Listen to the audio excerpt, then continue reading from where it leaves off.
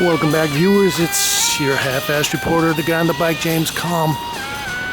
And I realized I've been neglecting our galleries and artists out here in Bushwick, so we're gonna run in here to Clearing. And we're gonna walk through an exhibition by Bruno Gironcoli. Is that how it's pronounced? Gironcoli. Well, I've never heard of Bruno before, but I walked in, took a look at the exhibition, and was very impressed. Bruno passed away in 2010, and he is considered one of the most outstanding of the Austrian sculptors.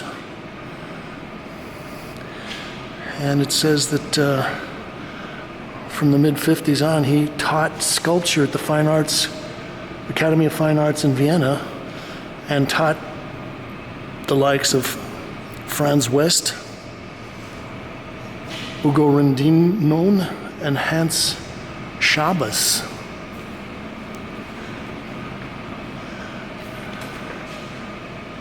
This particular piece is untitled. Ironwood plastic, 126 by 244 by 212 inches. An edition of 3. Well, in the press release they talk about how Bruno refused to be tied into any particular movement or era or trendy movement. And so in a certain way he kind of floats over some of the things like maybe the Viennese actionists or the minimalists or some of these other art historical enclaves. But it does say that he was influenced by Surrealism, and I was just kind of looking at this, that there's also a kind of a great industrial feel to a lot of this work. His use of these struts and what almost looks like the kind of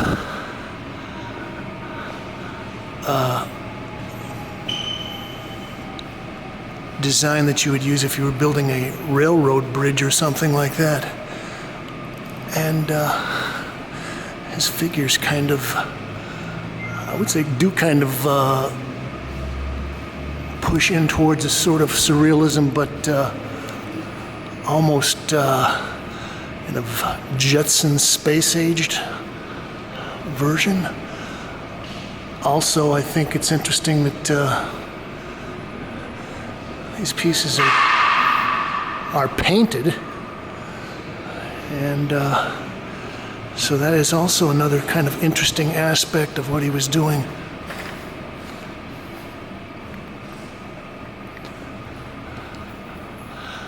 It's Raphael Fuchs. A lot of this work was cast in aluminum. This is untitled, 1992 to 1995, cast aluminum.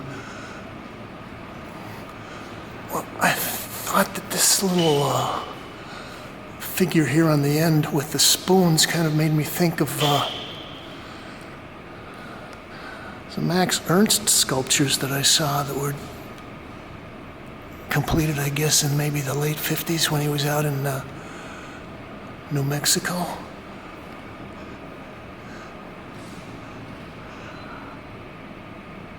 Also, I think that they talk about the word theatricality or theatrical, and his use of these bases, although, like I said, they have a very industrial feel to them. Does kind of bring them into a classical idea of the sculpture on the base. And the whole term theatricality was used by Michael Fried in one of his major essays as a kind of a disparagement of the minimalist sculptors. And he was trying to make some kind of a distinction between modern formalism and the ideas of, I guess the formalist would not care about people looking at the work, that he was, or she was dealing with something else, more kind of universal principles of design, whereas the minimalists always had this concept that the human being was going to be engaging somehow with the object. I like this piece. This is untitled 1972-1973/95, cast aluminum glass showcase. This is an edition of 3. And yeah, okay, so right off the bat, this makes me think of Damien Hirst. But long before Damien Hirst came along, there were a whole group of other artists that were playing with this idea, not the least of which would be Giacometti. Oh, there are kind of interesting figurative elements. And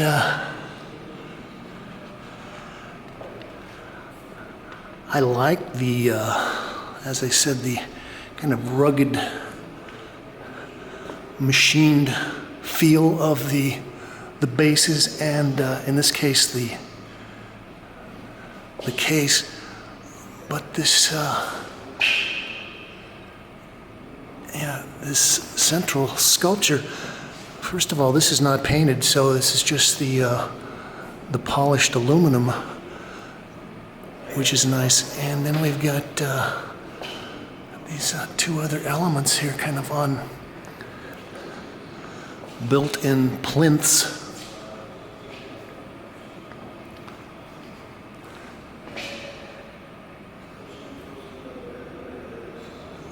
Oh, the only thing they need is they need wheels on this guy.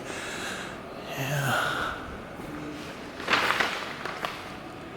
This is 106 1/4 by 118 by 35 3/8.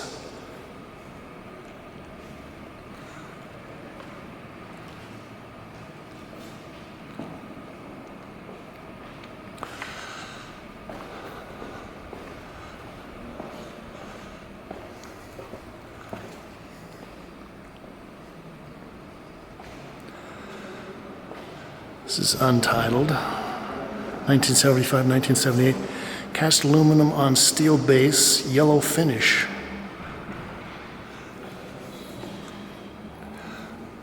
Well, okay, in this case we've got a very nice, almost like an automotive yellow finish on there. Okay, I don't think you could buy a broom quite like this, but I like the reference. And yeah, so we've got a couple of elements down here at the side. We've got the broom, and then in this little boat-shaped basin, we've got some kind of like a crystal of copper.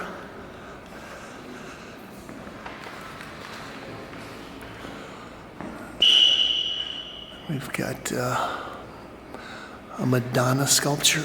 Oh, and there's that copper crystal thing again, a reference. Okay, so yeah, it looks like we've got a couple of bidets, or maybe they're toilets as well. And I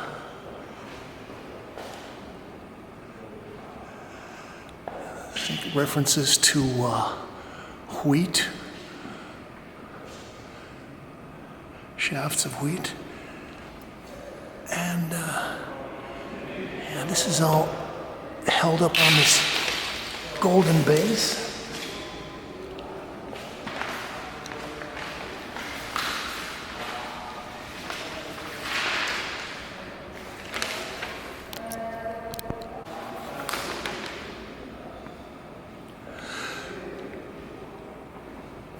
Also, I like the way that you can kind of take a look at the way this yellow paint job changes the presence of this sculptural form.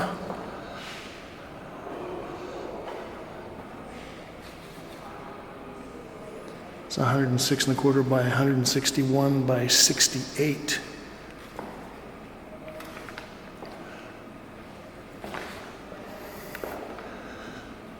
So we've just taken a stroll through sculptures, an exhibition of work by Bruno Gironcoli here at Clearing. We're going to keep rolling and try to get some more pictures. Stay tuned.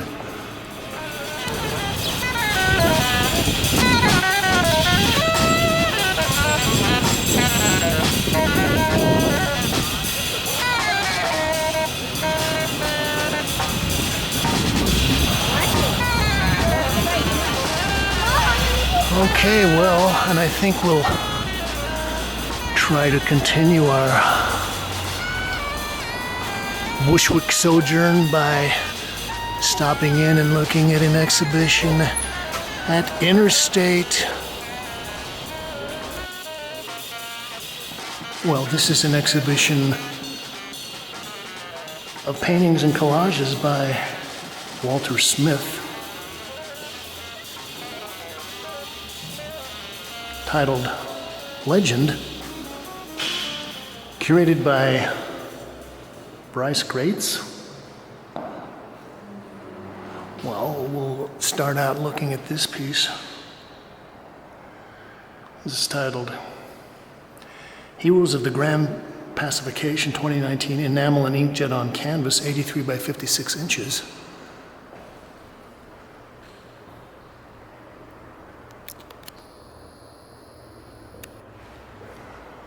Well, I initially came in and was looking at some of these works, and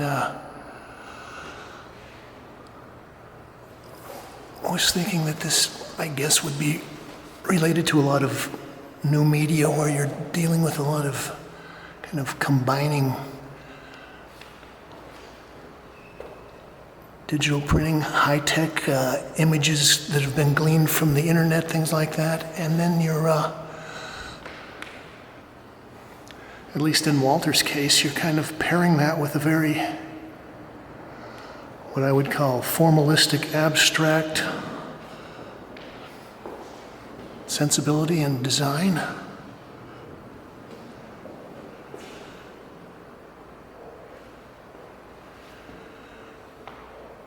And, well, I don't spend a lot of time going to contemporary movies, at least not in the theater. So I think probably we got stuff from Black Panther maybe, and I don't know, the Avengers. I was also thinking that this makes me think of some of the work that people like Gerhard Richter and Ellsworth Kelly did. Let's look at the other painting.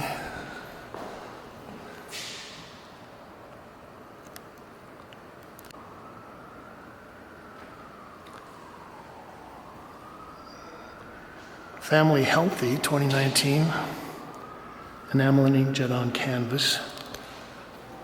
I think the other thing I was wondering about is whether or not these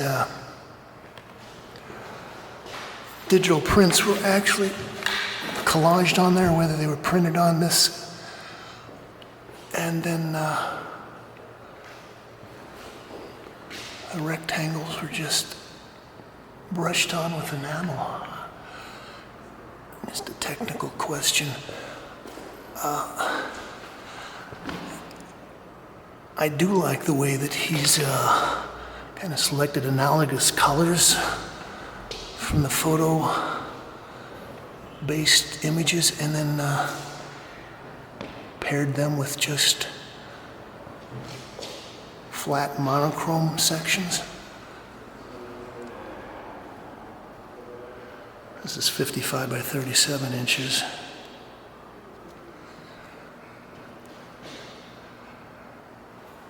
I actually enjoyed Walter's collages. He's got a nice touch. And this piece is titled Grease, 2016-2017. Ink, paper, watercolor, gesso, inkjet, and varnish on cotton rag. And again, he's got his photo images. I don't know where they're from, but I assume they're probably from movies or TV shows. And then he's paired that with some watercolor and kind of a shaky text.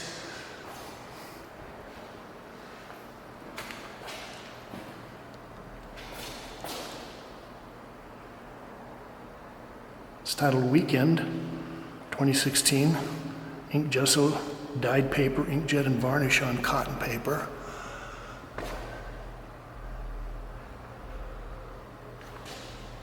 Okay, so I was looking at this, and I think that's Charleston Heston from Ben-Hur.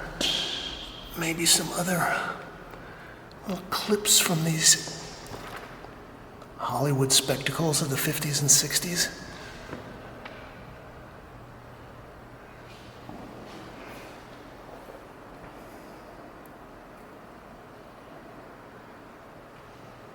On the waterfront, I think that's from Arthur Miller's screenplay with Marlon Brando. But again, Walter is pretty good watercolorist. He's collaged in this kind of muscle lady picture.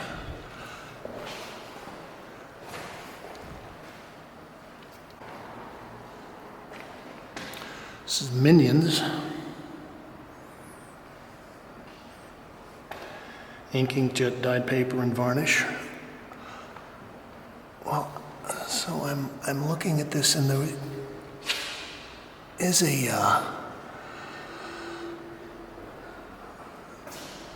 sense of formal design that Walter is using, and it, in a certain way, it also makes me think of some of the early schnobbels that I would see back in the early 80s, some of his drawings and collages. It's titled Manhattan. And we've got more of our squiggly text.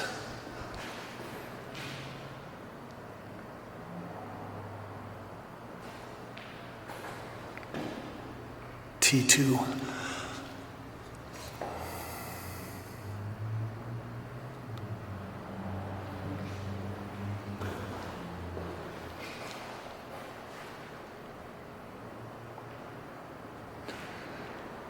X-Men.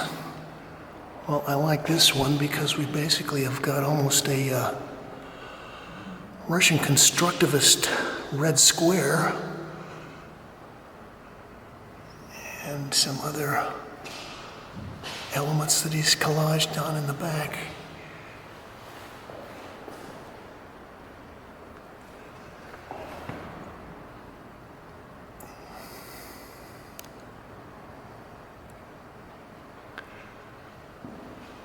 I think even just coloristically, that's a nice piece.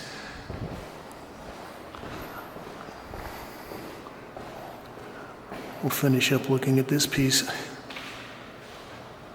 And I would assume it's titled Manic Cop.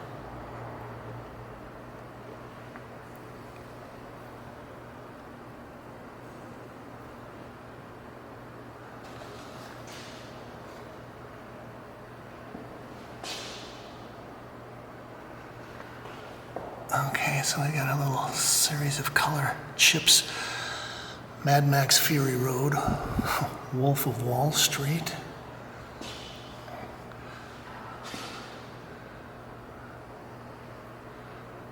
Okay, I only see this stuff when it gets to Netflix. So this has been Walter Smith Legend, and we're going to go downstairs.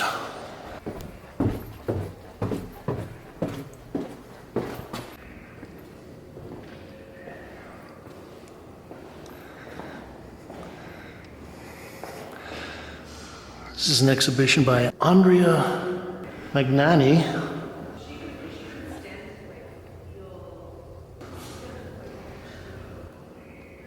La Terrasse. It's also curated by Bryce Grates. Well, I was down here earlier and took a while for my eyes to adjust to the darkness, and also Andrea has got some pretty subtle pieces that don't really stand out and announce themselves as works of art. This piece is titled La Terrasse, pencil on paper, 3D printed case, adjuring electronic systems, motion sensors, thermal printer, thermal paper, ICD screen, keyboard, lithium batteries, battery cases, digital print and adhesive papers, transparent tape. Okay, a lot of stuff. Well, I just glanced at the press release and they were saying this actually is dealing with the theme of the Oracle of Delphi. And at some point they can turn this, what looks like a little cash register or a little adding machine on, and it punches out data, which I guess has some kind of reference to some predictions that the Oracle might make.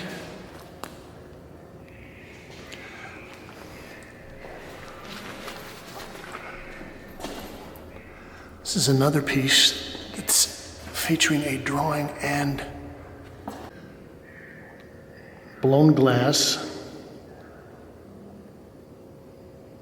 saplewood, rubber, wine, metal spoon, digital print on photographic paper, plastic frame, glue, fixative spray, hair, dirt, and dust.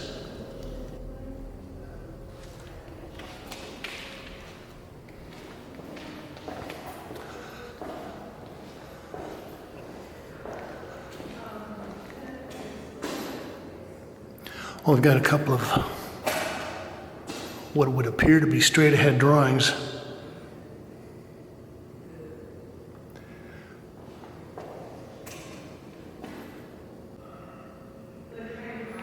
Untitled 2019, pencil on paper,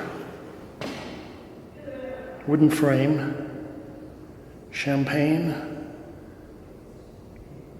aluminum rail, brass chain.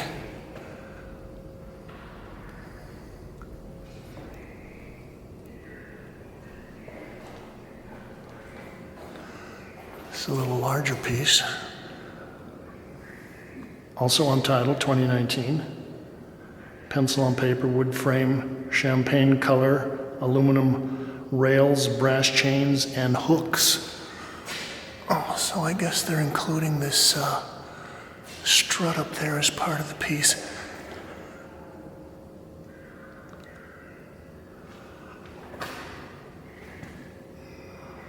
I was thinking Andrea is actually a pretty, at least from what I can see in these lighting conditions, a pretty accomplished draftsperson.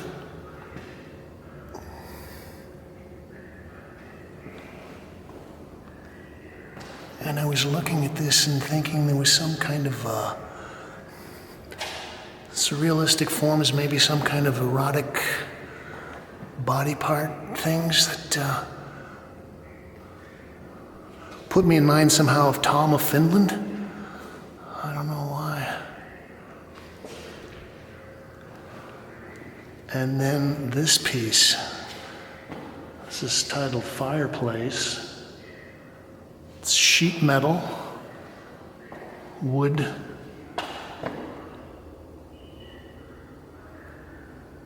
metal wire. No, I was walking around for about 2 minutes before I realized that this was part of the show. I just thought this was some of the air ducts that they need to keep the space ventilated.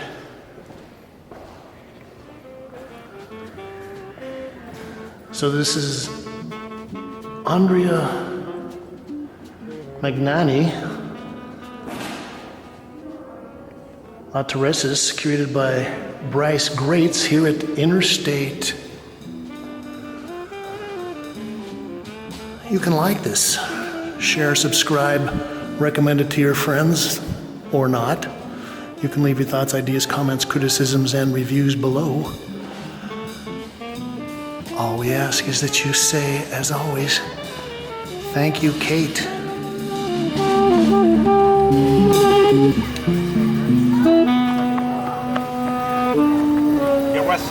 Whoa, thank you. Thank you. Thank you. Sounds good, right? Now he's swinging it.